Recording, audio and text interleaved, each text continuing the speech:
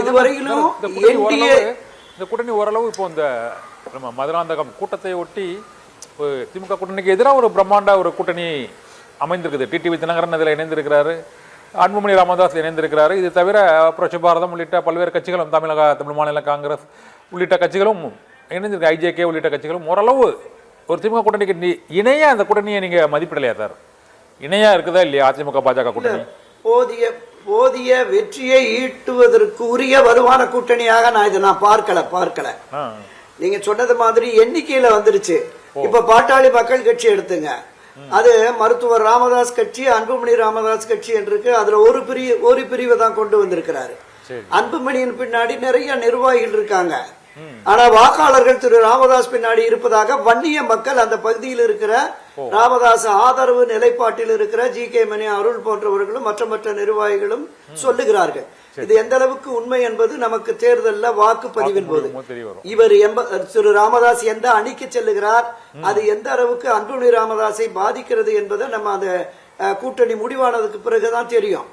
இன்னொன்று, என்டிஏ அணியிலே 2024 இருந்த அந்த சிறிய கட்சிகளான ஐஜேகே, பாரிவந்தர், ஜான் பாண்டியன், கிருஷ்ணசாமி, தமாகனுடைய ஜி.கே. வாசன், இவர்கள் அனைவரையுமே கலந்து பேசி எத்தனை இடங்கள், என்னென்ன தொகுதிகள், யார் எந்த சின்னத்தில் போட்டியிடுவது என்கிற அந்த பரீட்சார்த்தமான ஒரு முன்னெடுப்புகளையும் இதுவரையிலும் செய்யவில்லை.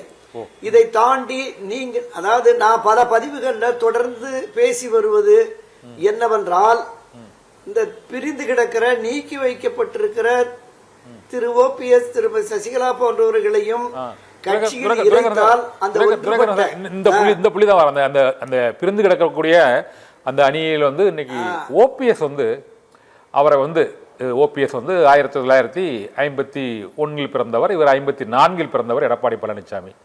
எனது அண்ணன் எடப்பாடி பழனிசாமி அதிமுகவில் இணைப்பதற்கு ரெடியா, டிடிவி தினகரன் அதற்கு பரிந்துரை செய்ய வேண்டும் என்று இன்று தேனியில் நடைபெற்ற ஆலோசனை கூட்டத்திற்கு பிறகு ஓபிஎஸ் பகிரங்கமாக அந்த வேண்டுகோளை விடுத்தார், ஒரு கோரிக்கையை விடுத்தார்.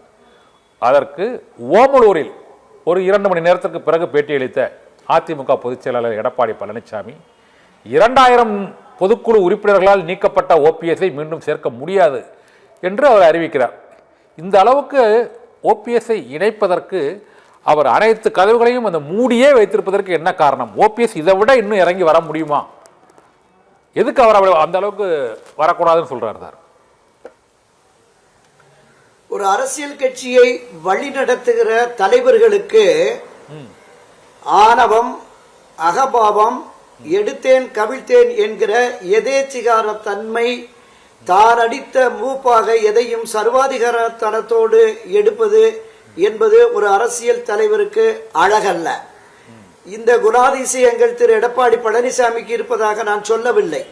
ஆனால் இத்தகைய அணுகுமுறைகள், ஒரு அரவணைப்பு, கட்சியில் அனைவரையும் அரவணைத்து செல்வது, கருத்து வேறுபாடுகள் மாறுபாடுகள் இருந்தால் அவர்களோடு பேசி தீர்த்து அரவணைப்பது, கட்சி முக்கியம், கட்சியின் எதிர்காலம் முக்கியம், கட்சியை நம்பி இருக்கிற அந்த 2 கோடி தொண்டர்களின் அரசியல் எதிர்காலம் முக்கியம் என்பதையெல்லாம் கருத்தில் கொண்டு இந்த கட்சியை தொடங்கிய அண்ணா திராவிட முன்னேற்ற கழகத்தை தொடங்கிய நிறுவன தலைவர் புரட்சி தலைவர் எம்ஜிஆர், அதை தொடர்ந்து 30-35 ஆண்டுகளாக கட்சியை கட்டி காப்பாற்றி வளர்த்தெடுத்த செல்வி ஜெயலலிதா, இந்த 2 பெரும் தலைவர்களின் அணுகுமுறையோடு அதிமுகவை வழிநடத்தினால் மட்டுமே தேர்தல் களத்தில் திராவிட முன்னேற்ற கழகத்தை வீழ்த்தி மீண்டும் ஆட்சி அதிகாரத்திற்கு வர முடியும்.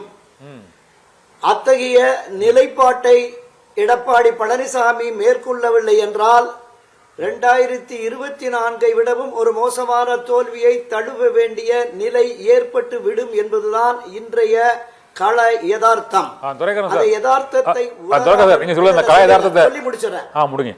இல்ல இந்த கள யதார்த்தத்தை உணராமல் திரு எடப்பாடி பழனிசாமி பேசுகிறார். அப்படியே ஓபிஎஸ்க்கு வந்துருவான். திரு ஓபிஎஸ் அவர்கள் தொடக்க முதலே ஒற்றை தலைமை என்று திரு எடப்பாடி பழனிசாமி தனியாக பயணித்த நாள் முதல் ஒரு உரிமை போராட்டத்தை தொடங்குகிறார். அதிமுக தொண்டர்கள் உரிமை மீட்பு குழு என்று. இந்த உரிமை போராட்டத்தில் வெற்றி கிடைக்கும் வரை நான் தொடர்ந்து போராடுவேன் அப்படின்னு சட்ட போராட்டம் நடத்துறாரு. அரசியல் ரீதியான தார்மீக ரீதியான போராட்டம், எல்லா இடங்களிலும் தோல்வி. அதுல நான் ஒத்துக்கிறேன், அதுல எந்த மாற்று கருத்துமே இல்ல. ஆனாலும் அவருடைய இறுதி வரையில் அவருடைய எண்ணம் லட்சியம் என்பது இந்த பிரிந்து கிடக்கிற அதிமுக சக்திகளை காலமெல்லாம் ரெட்டலைக்கு வாக்களித்த இந்த ஆயிரக்கணக்கான பல்லாயிரக்கணக்கான தன் பின்னால் அணிவகுத்திருக்கிற இத்தனை பேரையும் கொண்டு போய் மீண்டும் அனைத்து இந்த அதிமுகவில் நாம் இணைத்து விட்டு தன்னுடைய அரசியல் துறவரத்தையே மேற்கொள்ளலாம் என்கிற நிலைப்பாட்டுக்கு வந்துட்டார். இன்றைக்கு அவருடைய பேட்டியை பாருங்க, என்னை பார்த்தா பாவமா தெரியலையான்னு. இந்த மண்ணிலே 3 முறை முதலமைச்சராக இருந்தவர், அனைத்து இந்த அண்ணா திராவிட முன்னேற்ற கழகத்தின் முதன்மை பொறுப்பில் இருந்தவர். அது பொதுச் செயலாளருக்கு இணையான பொறுப்பு தான் அந்த ஒருங்கிணைப்பாளர், இணை ஒருங்கிணைப்பாளர். அப்படி ஒரு உயர் பொறுப்பில் இருந்தவர். கிட்டத்தட்ட 40-45 ஆண்டுகளாக அதிமுகவில் பயணித்த ஒருவரை 2000 பேர் கொண்ட பொதுக்குழு நீக்கிட்டோம், அவருக்கும் கட்சிக்கும் தொடர்பு இல்ல, எனவே நான் தனி மனிதனாக முடிவெடுக்க முடியாதுன்னு இருக்கார்.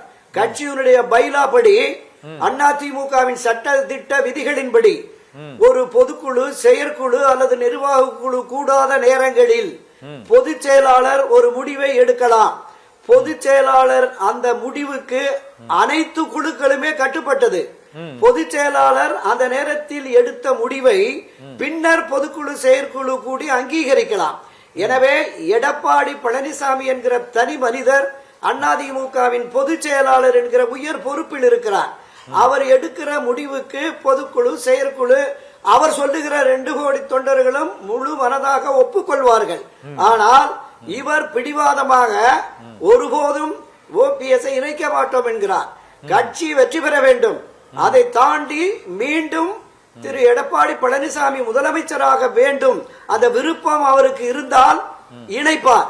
அப்படி அந்த விருப்பம் இல்லை என்கிற பொழுது நிச்சயம் கட்சி தோல்வியை தழும். இதுதான் யதார்த்த நிலை. கண்ணன்.